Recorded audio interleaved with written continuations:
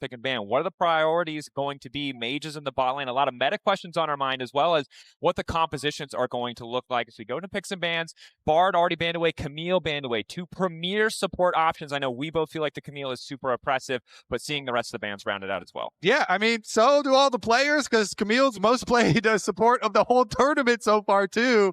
And I feel like she's going to get a lot of bans in the hands of very good support players, like we just saw, can be devastating everywhere across the map. But with a lot of that focus in jungle as well, and double banning here with the Vi and Jarvan bans from G2 targeting Tian, it does leave open the Varus there for JackeyLove from the bottom side. And people have still really liked the Varus, even with all the nerfs. I feel like the balance team has tried to nerf Varus like 600 times. They're always trying to thread this needle, like where we're like, we swear there are multiple viable builds, and always there's one that's a little bit more powerful. This time they've both been kind of nerfed, a little bit adjusted, but we'll see what the angle is here for JackeyLove or ZUIAN. I mean, you can still take the Varus top, although that was one of the big hits that took down the early attack speed. Yeah, definitely could be a flex there, but they walk into the Rumble as well. So Rumble opens up a lot of things. Rumble Yone comps are kind of my favorite combinations, but let's see where G2 decided to go with this one early on. With their double bans of the Vi and the Jarvan, does put a little bit more emphasis on jungle pool for the AD carry jungles, but they're trying to show Ashe Seraphine already. This is something that is not new in the meta at all. This was like everybody across the world just been spamming the Ashe Seraphine Rumble compositions. Lots of CC, really good team fighting. So let's see what TS want to go into it. Nautilus is always a good pick. If you think that your opponents are going to complement that Ashe with the Seraphine, you try and look for some kill pressure towards those low mobility bot lane carries. And if this is what G2 want to round out their first set of picks with, the Seraphine, it's fengyue's most played champion. So locking in the Nautilus here, you have to assume that he feels pretty comfortable navigating the early matchup, the early pressure that duo can put down, and can really bring it back later with these reliable engages. Ambessa picked up two. Look, I really want to see how good ZUIAN can be, because this is one of the picks where he has been so lane dominant. Now, there are a lot of explosive games, and there are some games where he falls short, but this is a champion that really can't style. And a great pivot. See, this is what, like, everyone just expects you to always pair Ashe with the Seraphine to bring it in, but I love this pivot. You see the Ambessa locked in. Braum not only is going to be good into the melee matchup here versus Nautilus for bot lane, but it does make playing those other melee carries much more difficult in the team fights. I do like this pivot from G2. Bring that Braum out. Gives you a lot as far as your front line and as far as your team fighting does go here to make you a lot more tanky and rounded out. Very, very true. An immense amount of utility coming from the bottom lane. Ashe, of course, so solid at getting active on the map or active in lane early and then using the hawk shot for additional information. But it's not the roaming support for Labrov. It's not one of these picks that's going to get out of bot lane. Maybe a little bit more focus going to be paid to that 2v2 in the bottom side. Well, as we enter the second ban phase, both sides targeting the jungle pool, trying to limit some of the potential options or powerful pairings. Nocturne and Pantheon both hitting the bench. And if Braum is roaming around, Xin loves Braum. So if you could get a Xin with this Braum, and especially if you're banning Trundle, Xin looks really freaking good here for G2. Xin Braum roaming around would be crazy. I don't know at TES what they really want to influence here. If they went this in, then like Lee Sin is still up for Tian. It's sometimes really tricky against the Ashe and the Braum, though, to reliably get that option. So they want to bend it out too. They're like, you know what? All right, Xin would be kind of crazy there with the Braum, so we're gonna bend it out as well. Especially since you banned out the Trundle. I do like that response from TS. Also reading it. Are we going to go for jungle here on 4? Feels like it would make the most sense, but maybe they really do. You highlighted it. SkewMond on such a rise domestically and internationally. Maybe they want to give him full information before he locks in his champion. It's an oldie, but a goodie for G. You don't seem convinced. Okay. Carry. There you go. No, I'm convinced. I'm back in. We were like, this guy, captain, playmaker, gonna do some Maokai. Okay. Those things don't always don't line up. But the Olaf, he was already playing Olaf, and Olaf got more damage to jungle monsters on the patch as well. So will clear even faster. And as far as, you know, pairing up with the Braum, Olaf would also greatly benefit from that extra CC. You can try and jump to him as well, help him in his endeavors in diving towards the enemy team. And if your bottom lane is a Freljord bottom lane, they bring lots of CC for you. So, all right, let's see if that Olaf does get to eat up the Varus, because again, okay, well, TES, are they still going to go another low mobility carry here? If they go with the Cassio, which everybody has super highly prioritized, very strong on the patch, but Olaf, it's another champion that Olaf can just run straight at, and you're going to pop your ultimate. You don't even really have to do the backstep shenanigans that everybody else has to do, but we'll see if they can actually pull it off. Cassio here. Maybe just feeling like the last remaining strong blind for the mid lane match, but immediate LeBlanc response coming in from Caps. And this is a champion that, again, for the Varus in the back line, potentially for the Naafiri, if she burns the intangible or untargetable effect a little bit too quickly, can do a lot of work in the mid game. Definitely can. I mean, LeBlanc, so you are playing into a Nautilus, so you have to be a little bit respectful when, you know, later on in the game, you're trying to go for some of your poke plays. But I mean, it does mean your mid jungle is also pretty scary in skirmishes, because LeBlanc can set up Olaf for ganks very, very well with distortion, with the chain. So not only can SkewMond play off his bottom lane, but he could also play off his mid lane matchup there, you know, play around Caps for sure. So for TES here, all right. Honestly, I do like what G2 brought with a lot of the answers, you know, the pivot into the Braum, and then bringing the carry there for SkewMond and throwing down the LeBlanc. However, TES, they have very high priority meta champions at their disposal, especially these solo lanes with the Cassio, with the Ambessa. That they do. Eyes on those individual players, see how they adjust coming into the international stage, and if the answers that G2 have cooked up, if the adaptations they've made to shut down some of these picks, things like the LeBlanc, the priority on the Braum, over maybe something like the Seraphine, does pay off for them as we get ready to load into Game 1 of this best-of-5 series. Now it is double elimination, but for both of these lineups, hovering just outside the perceived top 3 of the tournament, winning here suddenly puts you back in that conversation of trophy contender. A loss here, on the other hand, kind of immediately excludes you. Yeah, I mean, it's so early in the main stage. We're just day 1 of the main stage, and yet already, like you're saying, you are playing one of the teams that's basically been power ranked right next to you at this tournament. And so it feels like there's a lot of weight behind this matchup here. And let's see how it does go early on. Does get the Noxious Blast to hit this time around here for Creme, so that's quite nice for him. Gets another Noxious Blast to hit here, so good little trades already here. Third one, Drakos. He's hitting a lot of them. Every single one. That's some good trading. And I think it's important when you look at the history of these two teams playing against each other. Creme improving individually is a big part of why TES were able to triumph last year. Because remember, he was kind of the AD mids guy, implemented mages a lot last year, and we finally saw that come to fruition in that series versus G2 especially. And now he really is a jack of all trades, but a guy who's honestly pretty much just locked in on playing meta picks as opposed to the Tristanas and Yones of old. Yeah, I mean, honestly, I actually love players that have like smaller champion pools and play a very specific style more, but it is beneficial. Now Creme is assimilated into playing all the control mages and all the meta stuff now. He probably in this in this best of 5, there's a decent chance that he still pulls out the Akali or the Yone or something. But I'd love to see it. Yeah, sure. he has fully assimilated into all the primary picks. Another player who is no stranger to the pick that they're picking up at the very least is JackeyLove. 83 and 30, most played champion. So might be nerfed to the meta, but it's looking pretty good thus far as we see a quick initial trade. Already getting the flash out of Hansama, a nice look for TES. And Drakos, this is with the TES having their jungle pathing bottom lane. So that's a very good trade of summoner spells there. Nothing left on Hansama now. No cleanse, no flash. They go for another hook, but will be blocked up there by Labrov. But again, the Naafiri is pathing down to the bottom side. Hansama in trouble. Getting too low here. The Braum needs a bit of time early on, right? The concussive blows. Unbreakable does a bit of work, but got to respect the Naafiri for now, though. Tian still focused on just keeping up in terms of jungle clear. Oh, Cap's going to be able to pull the wave a little bit here. As Creme's going back for his purchase, will teleport right back out to lane. And he's going to teleport closer to the crab to ensure Tian guaranteed gets this. His bot lane had push. teleport from his mid lane right back out too. But it does mean Caps, look at a lot of minions are dying there in mid lane straight into the front of this turret now. So Creme's going to arrive now, but Caps should be able to pick up a few more CS and continue to increase that CS lead a little bit.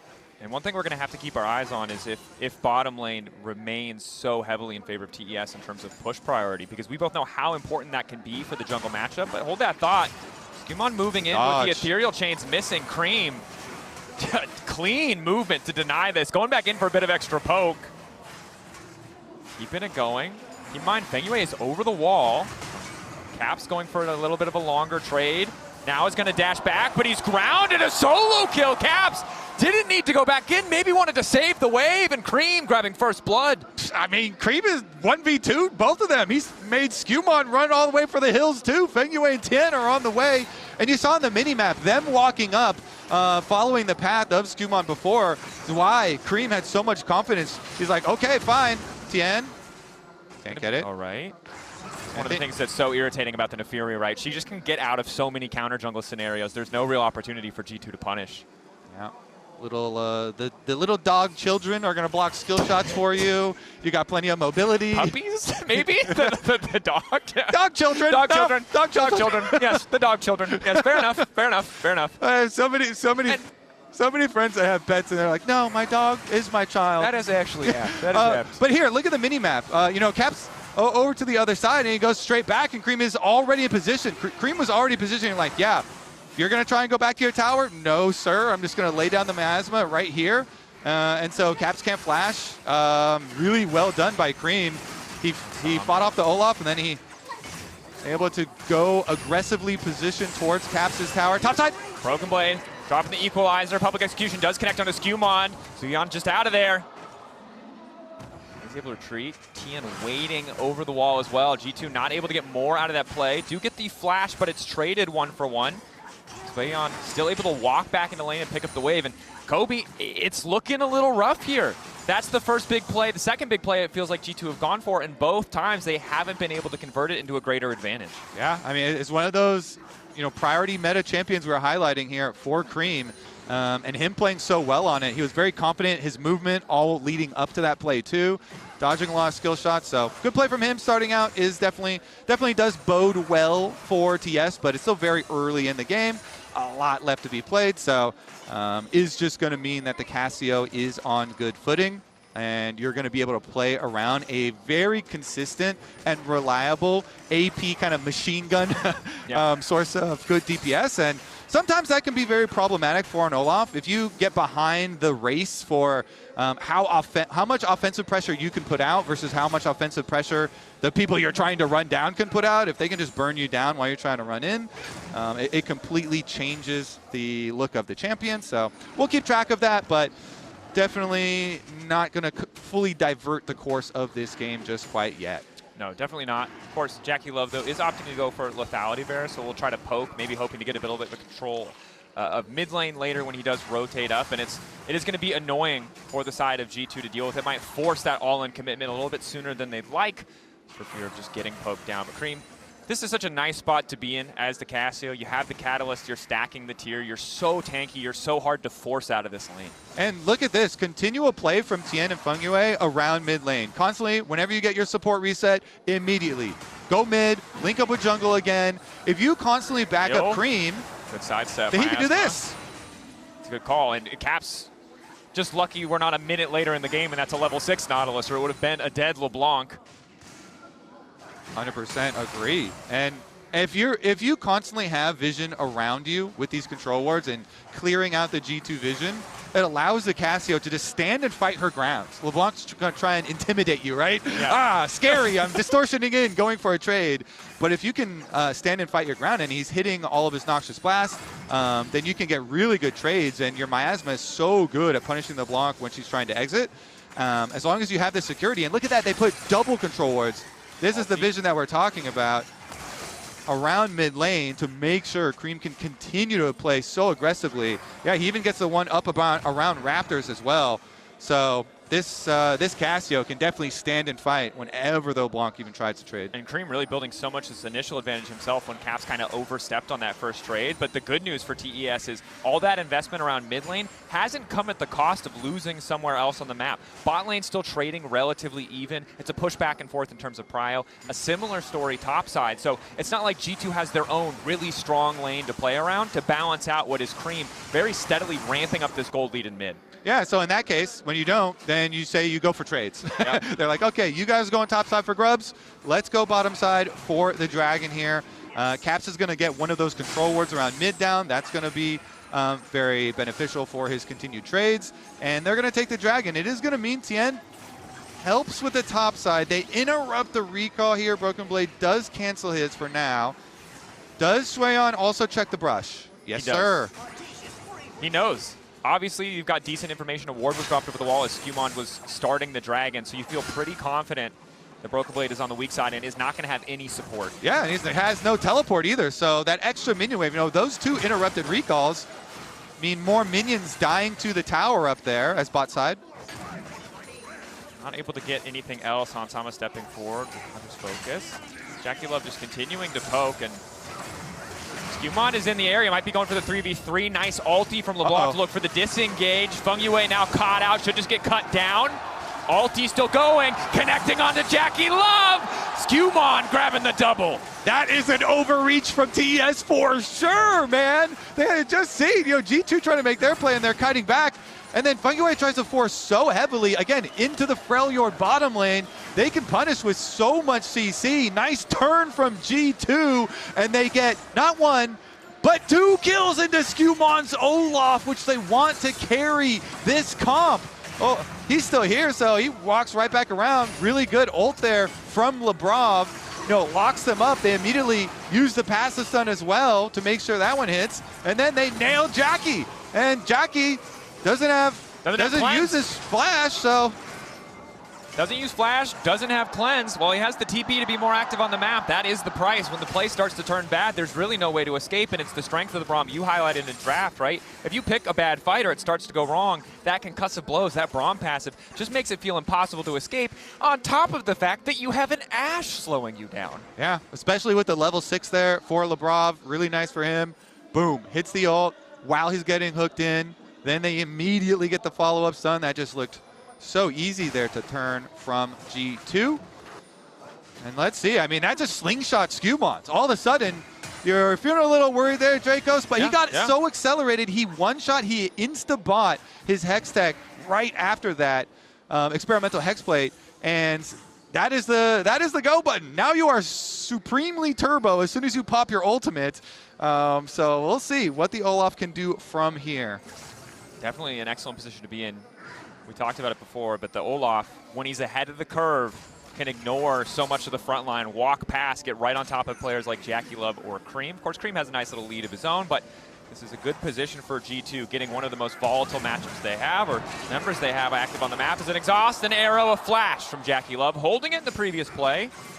Does trade his ulti for ulti on top of the flash and exhaust from Labrov from the Summoner's Spellbook. See, people can change, He learned from the previous way. Like, not going to flash the other one, I'll flash this one. So he does live for it now. SkewMond's still staying in the bottom area. Tian deciding he's going to go on the top side and sit up there, but not able to accomplish very much. And now that the Varus has no flash, okay, now Tian, double daggers connecting, ulti there, additional AD, just zoning BrokenBlade away. BrokenBlade without the flash, pretty devastating, especially as ZUIAN has his ulti up and available. So once again, forced away. Again, denied another wave. And look at that top lane CS difference, just starting to become astronomical. Yeah, very true. Rumble going to be fairly far behind. We saw earlier as ZUIAN and Tian interrupted 2 recalls from BrokenBlade. He lost extra CS because of that, trying to get back, and now no flash on him. However, if you are looking at the other side of the map, not only did they get Jackie's flash, look at those wards. They also were able to leave behind 3 wards through the red quadrant of TES's jungle, and that is going to help G2 in setting up for the next consecutive dragons here. 1 minute on that next dragon. They can have a very clear game plan of trying to stack these dragons with their Ashe Braum on bottom side and SkewMond being in a very comfortable position in the game. they can look to focus away from BrokenBlade and just say, I'm sorry, buddy. Your pain will probably continue. We're going to stack dragons. Just hold on. Just survive. We can maybe Rumble ult some waves. There you go. Ult some waves and... It's called the equalizer because it helps you get the CS back, not because it, you know, not doing anything else right now, and that's just going to be okay. Well, we'll see if ZUIAN ends up teleporting to the dragon fight and ends up being a determining factor there. Then it could be fairly problematic, but we'll see how this next one actually does go down because it's only 18 seconds, and a lot of teams too, dragon number 2 is not where they really draw their line in the sand. Very true. So there's not a super amount of pressure on TES. Dragon number 3 is usually where you really do hard focus it. And since Tian's already seen on a ward walking topside, Caps trying to clear this wave was sent topside because he has access to the teleport, but is it going to cost him his life? Public execution flashed away from Arrow going a little bit wide. That's the fake one! That's the clone! He gets tricky, but it just doesn't matter. They cover their bases. TES with a flawless dive. Yeah, there's 25 more gold over there, buddy. Like, get them both! They do get them both. They make the dive on topside. TS make the call. Yeah, second dragon, we don't care about that one either. We're going to get more and more and more and more gold on ZUIAN. Ambessa here, who... He is technically not a rookie because he did play, like 9 games for IG in Tier 1. However, he hasn't played international games at Riot Internationals and is so young. I've been incredibly impressed with, his potential. He really does play to carry games, to be a win condition. And, with 369 stepping down and stepping away, it really was big shoes to fill. And so they're putting a lot of focus and a lot of faith in him. On the international stage, this is something that people were citing when they're looking at this brand of TES, bringing 2 very young players with both him and fengyue onto the international stage, and he is the one with the large gold lead. Of course, Creme did really well for himself early on too. But when we look at the coin-based gold grind, we can see the tower plates very heavily in ZUIAN's favor, as well as the kills, making up that 1,000 gold difference. A little bit extra there in terms of CS as well. So sitting pretty comfortable in this game, punishing G2 for trying to get a little bit creative on their lane assignments with lack of access to that TP from BrokenBlade. But G2 still trying to show a bit of force here as they push out the mid lane, commit SkewMond to the area. Remember, he is kind of the one big strong point for the team, as BrokenBlade using the equalizer as predicted, just to keep waves a bit cleared out. Meanwhile, G2, a little dangerous there. They do pull the Rift Herald, but decide to back off as it is soft contested. And remember, the teleport is still available for ZUIAN. Nice dodge from Jackie. Forward from Labrov, looking to lock up JackeyLove. Rue not going to connect. Now Tian's debating if he can follow up. Good hold from on his flash this time around from Jackie. Nice little dodge from him.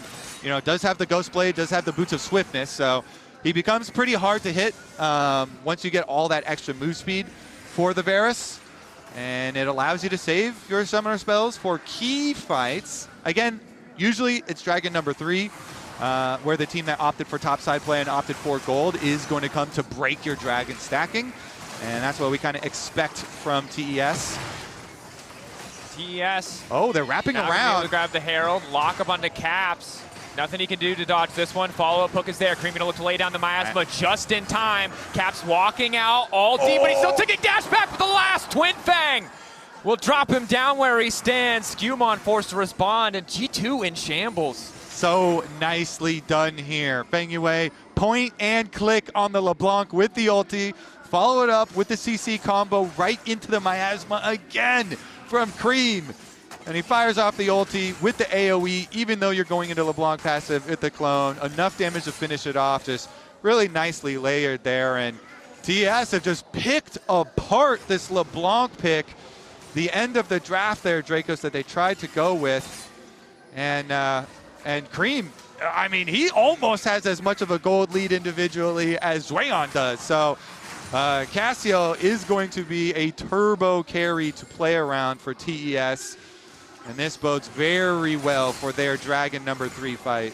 Definitely does. Solo lanes really taking over here. Well set up both by fengyue and Tian in so many of those key moments, early plays, that topside gank, making sure that BrokenBlade or Caps even when he did show his face in the topside could not play the game, could not sit comfortably, and it's absolutely paying off. 2,500 gold lead across the team. Yeah, 100% agree. They've really been in the right place at the right time. Each of these Tian and fengyue roams, the first one around mid, even though they didn't get to hit Caps, because they're there, it cut off the other area for escape for Caps and allowed Creme to do what he did. Now Caps is... Oh, Caps locked up, public execution about to get cut down. The solo bolo! Okay, Drakos. I'm starting to feel sorry for you now. Caps is just getting obliterated! This LeBlanc! It's not even a like, now you see me, now you don't type of mage. It's like, you never even saw. Yeah, you never saw.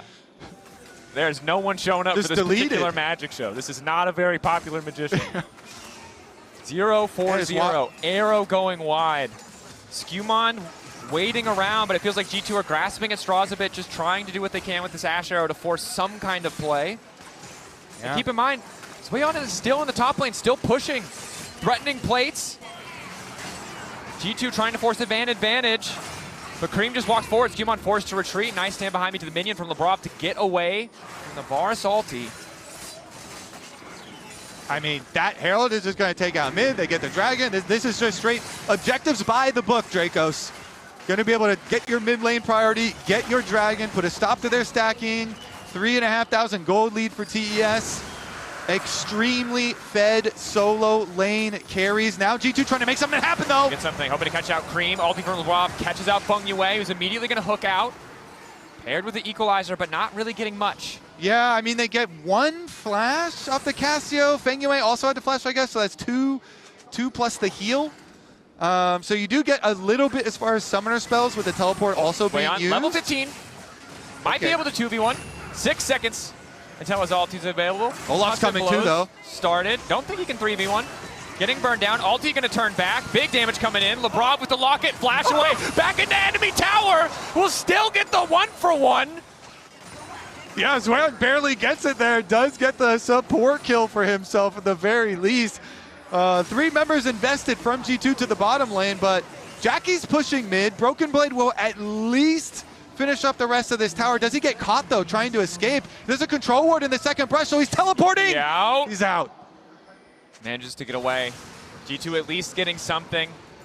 A bit of gold back here as Labrov did his best to survive. Very close to making it away. Hansama matched up against JackeyLove. A bit frustrating for him as the Varus poke is just so hard to manage, so hard to deal with.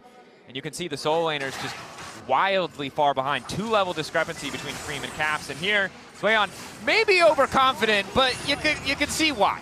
Yeah, and it was just Labrov waiting there up on the Fog of War on that little corner of the wall so that ZUIAN could not see. Nice ult from ZUIAN though to the other side. And then since Labrov had put up his Unbreakable to the other direction, he had barely gotten enough on the other side. And G2's like, okay, we'll take it. He did get one counter kill, but at least we got our shutdown. We got our kill on the Ambessa, so that was necessary. BrokenBlade walking in here. JackeyLove marked by the equalizer. But that's it. There's no immediate follow-up. Yeah, with his Boots of Swiftness and again a Ghostblade active, he is able to walk it out. He does. Let's see about this though. They actually are just getting mid priority for this. So I mean, yeah, you got a little bit of damage done, but that is a whole tower gone in mid lane. And G2, dizzy. Remember, coming into this series, these teams across almost every single tier list were adjacent. But in this game, it has really been TES a step just about ahead a step just about every single minute of the game. And to me, it is a lot about how TES, they did not flinch. They read G2's creativeness and they're like, okay, fine. You want to get, fancy and pick a LeBlanc?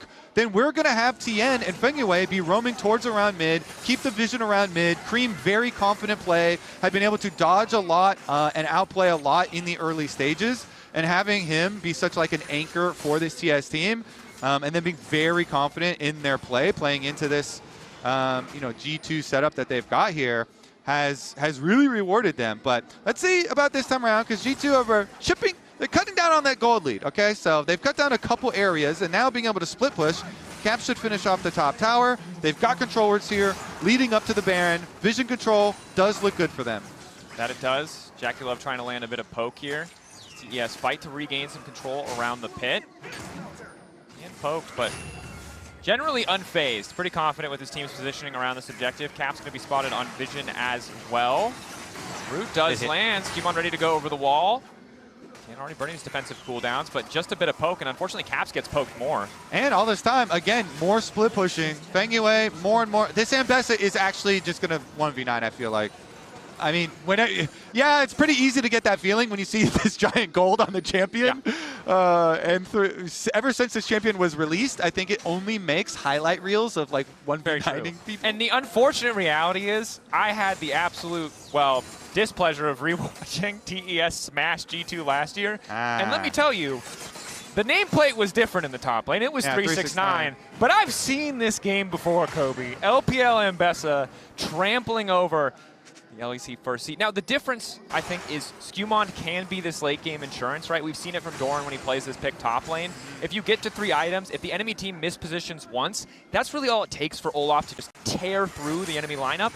But thus far, TES have been so diligent on always trading even, or more consistently trading up, getting that extra tower, having Ambessa on a side lane. So it's hard to see a path where TES are going to make that mistake, are going to fumble a bit and give away for SkewMond to play a fight. And Jackie has Spell Shield on top of all this move speed that we keep on highlighting for him here for the Varus too. And if you're full sending over there, wait a second, they're going to teleport in. We're going to start this pretty early. 5v5. Arrow connects in the brush. TES don't have vision, but the comet enough to tell them they have to be careful. Okay. How big of a factor will this Braum be in the team fight? How much can Labrov lock up? That's a good question. Stepping very far forward, keeping our eyes on ZUIAN. Most fed member of the team alongside Creme. The public execution, crucial. Objective getting lower and lower. Labrov locked up. Ulti combo is good. JackeyLove now in trouble as SkewMond starts to tear through the back line. Immediate ball coming from Caps. ZUIAN a little bit dizzy. Caught in the midst of 3 members of G2, but manages to find an initial way out. SkewMond living for far too long. Labrov going forward. Multiple members locked up. BrokenBlade wants revenge for the laning phase, but ZUIAN refuses to fall. The Dragon dropped in favor of TES, but the fight goes to G2. Oh, it's so close here too in the aftermath. 2 for 1 on kills, and we did kind of see the clash between the Olaf dive and the DPS of the Cassio. Here it is. They start out on the Braum really early. Rumble ultimate plus Ashe arrow plus Braum ultimate, all on JackeyLove, and the Olaf immediately runs turbo for him. So him and Caps do burst it, and then SkewMond also uses his flash, but then as Tian comes to help add the extra DPS, and you see that Cassiopeia ultimate stunning Caps as LeBlanc tried to come in to again help out with the dive from Olaf. Creme saw him out of the corner of his eye. He hits the Cassio ult. He stops the LeBlanc damage, and they had enough themselves to take down the Olaf. So G2 do get +1 on kills, but as you said, a Mountain Dragon, another Mountain Dragon here for TES acquired. Still holding on to that gold lead.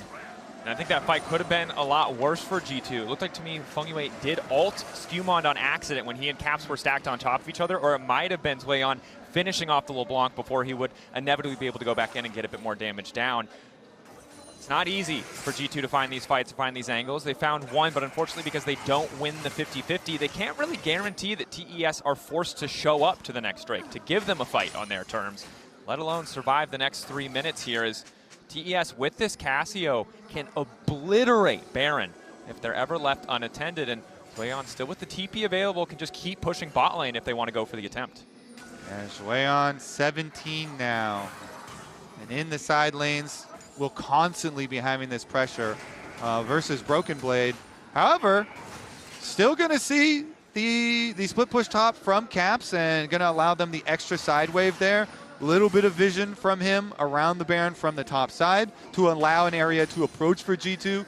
That is incredibly important because face checking towards the Nautilus is fairly difficult. They need Labrov in order to do that, in order to retake the vision.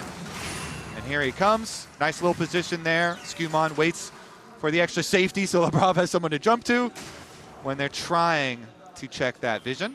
Yeah, hawk shot. Such a nice tool, nice bit of utility to have, especially if Labrov has to be careful of walking face first in, as you highlighted. But again, just credit to ZUIAN. We've been singing his praises all game, but remind, this is his first international stage game. This is his first big tournament, right? And I think that ultimately, having this kind of performance in your first game is literally the best thing you could possibly hope for.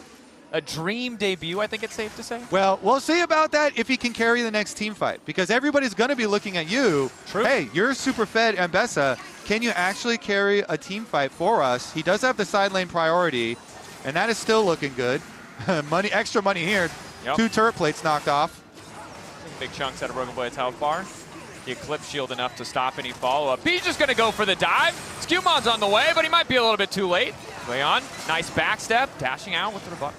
TP away, knowing that they have no CC, but so damn close to going down.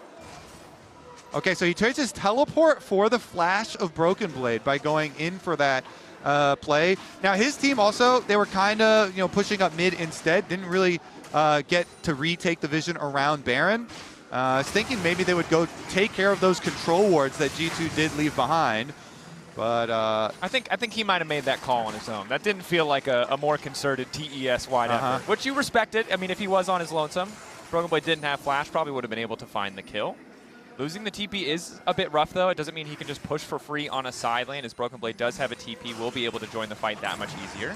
Ooh, and Death's Dance does a lot for the Olaf survivability, as Labrov takes a little bit of chip damage, but teleport arrival. EP in.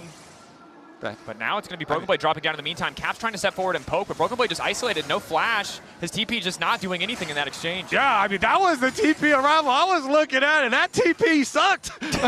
He had a welcoming party, welcome him to Fountain again. Now they're going to be able to push on bot side. I mean, that opens up the map completely, Drakos. And so much of what we wanted to set up, talking about the next Drake fight, just falls through based on the side lane discrepancy here. Again, the initial play, burning the flash in exchange for a TP. The second play, getting a TP for free on top of the kill. Now a tower to follow.